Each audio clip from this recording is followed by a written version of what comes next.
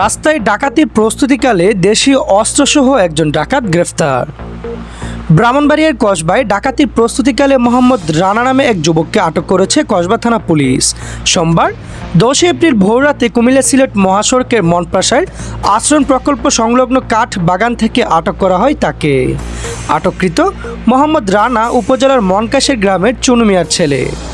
Police জানায়, কুমিল্লা সিলেট মহাসড়কের মনকাশের এলাকায় অবস্থিত দেশের সর্ববৃহৎ আশ্রম প্রকল্পের পাশে ডাকাতির প্রস্তুতি চলছে এমন গোপন সংবাদের ভিত্তিতে কসবা থানার ভারপ্রাপ্ত কর্মকর্তা মোহাম্মদ মহিউদ্দিনের নেতৃত্বে একটি অভিযান চালায় কসবা থানা পুলিশ।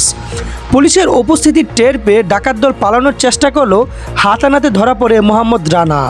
এ সময় তার সঙ্গীও একই গ্রামের মৃত সুবেদ আলীর ছেলে দিন মোহাম্মদ ওরফে কালা মিয়া, আশ্রম প্রকল্পের বাসিন্দা মৃত মুসলিম মিয়ার ছেলে ফারুক মিয়া ও আক্তার হোসেন এই তিনজন সহ অন্যান্যরা পালিয়ে যায় বলে পুলিশের জিজ্ঞাসাবাদে জানায় আটককৃত রানা মিয়া। এ সময় ঘটনাস্থল থেকে ডাকাতিতে ব্যবহৃত দুটি রামদা, একটি বড় ছুরি ও একটি রড উদ্ধার করে পুলিশ। কসবা থানা ভারপ্রাপ্ত কর্মকর্তা মোহাম্মদ মহিউদ্দিন জানান, ডাকাতির প্রস্তুতিকালে অভিযান চালিয়ে রানাকে আটক করা হয়েছে। তার নেতৃত্বে এখানে বেশ কিছুদিন ধরে ডাকাতি সংগঠিত হতো বলে রানা স্বীকার করেছে। অভিযানকালে অন্যান্যরা পালিয়ে গেলেও তাদের বিরুদ্ধে মামলা হয়েছে।